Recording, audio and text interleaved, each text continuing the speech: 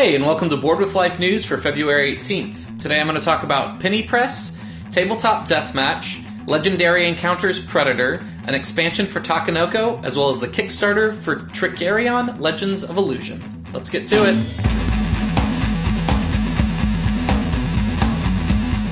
Hey, I'm Chris. Welcome to Board with Life News.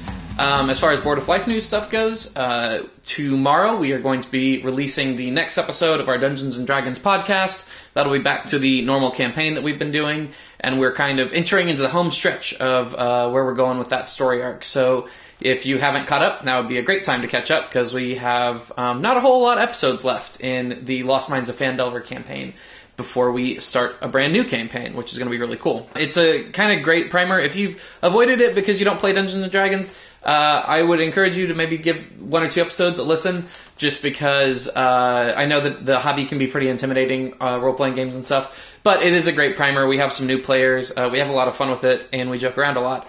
That's also nominated for Best Role-Playing Game Podcast on Board Game Geek for their Golden Geek Award. So if you do listen to it and you do like it, we would very much appreciate if you could take a second and go over there and vote for us for Best Role-Playing Game Podcast. As far as board game news goes, Asmati Games announced that they are going to be releasing Penny Press on March 15th.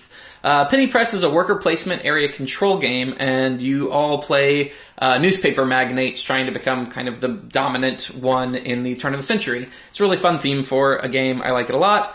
And actually, this game was the winner of last year's Tabletop Deathmatch. Speaking of Tabletop Deathmatch, the first episode of this most recent year's Tabletop Deathmatch, which was last year's but is airing this year, so this year's Tabletop Deathmatch just got released. For those of you who don't know, Tabletop Deathmatch is a reality series about young designers that come to Gen Con and pitch a game idea that they have prototyped and worked out to Cards Against Humanity, as well as some other judges.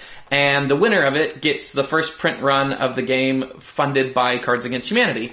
It's a really interesting look into kind of how a lot of games get made, and you get to see young designers, and then you get to see professional industry veterans critique them and see what's good and what's bad. And it's been really helpful for me when I watch it to kind of figure out what publishers want and what they're looking for, and kind of what the strengths of your game can be. So if that sounds at all interesting to you, you should go check it out. It's got great production values, and it's a fun show about our hobby.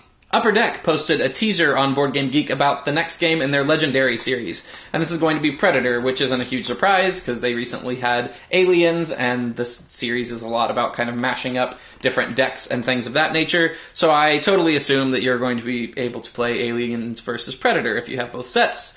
They are going to be releasing this game at Gen Con this year. Takenoko is a game that I very much enjoy by Antoine Bauza. It's a great entry game. It's great for new players. It's a very simple but thematic game that is interesting and fun. And Eric Martin over at Board Game Geek News has posted a couple of pictures from the New York Toy Fair, and Antoine Bauza has tweeted about this on Twitter. There's going to be an expansion for it, and it's going to be called Takenoko Chibis. This is going to have 9 different panda cubs that are unfortunately going to be just chips. They're not going to be the little model panda like that. I think it's going to have the female panda that comes with it is going to be the model like the panda in the original Takenoko game. And unfortunately, the cubs are just going to be little pieces, which is kind of unfortunate. I mean, I guess that you don't want to have a super expensive expansion, but I think that would really add to the thematic feel of the game and kind of the appeal. It's got very cute artwork. I don't have any idea what mechanical changes are going to happen, aside from now somehow a panda is going to be able to have babies. So I guess that's exciting. Keep an eye out for that. I think it's getting released at Gen Con this year. This week's Kickstarter is for Trickerion Legends of Illusion. This is a worker placement simultaneous action game where you all play magicians trying to be kind of the best illusionists. Think Prestige as a board game.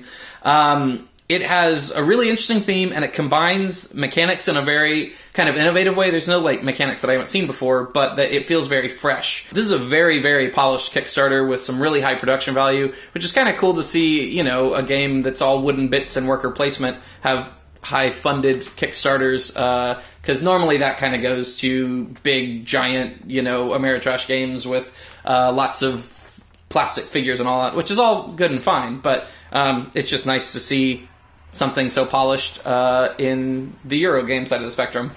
If you're interested in it, you can go to Kickstarter right now and back it for $59. All right, that's the news for this week. Thanks so much for tuning in.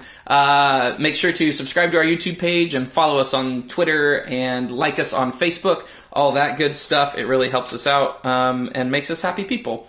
This week's question comes from @JanEngland via Twitter, and they ask, what board game got you into the hobby? Well, I guess starting very early, I played backgammon all the time with my dad when I was growing up. A couple times a week, we'd play backgammon on evenings. I liked chess and all sorts of Go and abstract games that were mostly what I was aware of board games back when I was a kid. And then when I was about 14 or 15, I got into Risk, which is pretty normal and standard. And then once I got to college, I got Risk 2210, which is actually a pretty good game. You know, like with Risk recently, I think it kind of got a lot of boost because of Risk Legacy by Rob Daviau. But some of those, like Risk Godstorm and Lord of the Rings Risk, like they're pretty good games and they play pretty differently than regular Risk. But Risk 2210 was certainly one of those. I think the game that really, really did it was Formula D. I really, really, really liked that game and played it a lot. And then shortly after that, I got into Robo Rally and all that. So I kind of just then tumbled headfirst into the hobby. It wasn't a super traditional one, because I guess it wasn't Catan or Ticket to Ride or Carcassonne. I played all of those later in the hobby. But I think that's because I wasn't introduced to it by anyone. I was just kind of trying to explore. And I think we forget when you get into the hobby how actually hard that can be. And there's so many games, and it's so hard to tell what's good and what's not and all that kind of stuff. And you really, if you just go to Target or Walmart or whatever, it's hard to have any idea that there are so many games in this hobby. But that was probably the games that got me into the hobby board gaming hobby. So yeah, thanks so much for tuning in, and I'll see you next week.